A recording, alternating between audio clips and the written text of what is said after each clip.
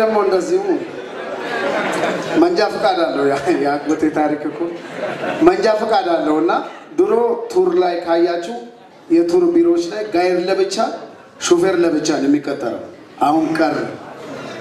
ሾፌር ማለት መንጃ ፈቃድ ያለው ጋይር ነው የሚቀጠረው እና በዘመድ ይገባል ቋንቋ ይችላል ብሎ መንጃ ፈቃድ ስላለው አራት ነጮ የተሰጥቶት ሐመር ይላካል ደንበላ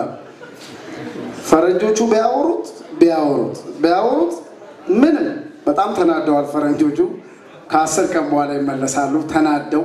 ቢሮ ይገቡና እንዴት ቋንቋ የማይችል ሰው ተሰጥቶኛላችሁ ሲባል አረ ቆይ እስቲ አሉት ተጠራ ደንበላ ዋዬ አንተ እንግሊዘኛ ይችላልው ብላ ቃላል ይችላልው እና ፈረንጆቹ ስትሄዱ ሐመር ድረስ ሲያወሩ ለምንድን ነው ዝም ያልካቸው እዚህ ጋና ሲነውጣ ዱካም ላይ ያለውን ነገር ተናገረ ዘጋዋቸው ያንተ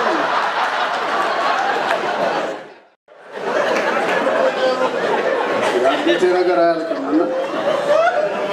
እንደዚህ የሆነ ቀን ልብስ እየተኮሰ ስልክ ሲጠራ ስልኩ መስሎ ካውያውን አንስቶ ይካተላል ከዛ ሐኪም ቤት ሄዶ ትሪት ያደረገው በዚህ በኩል እንዳለ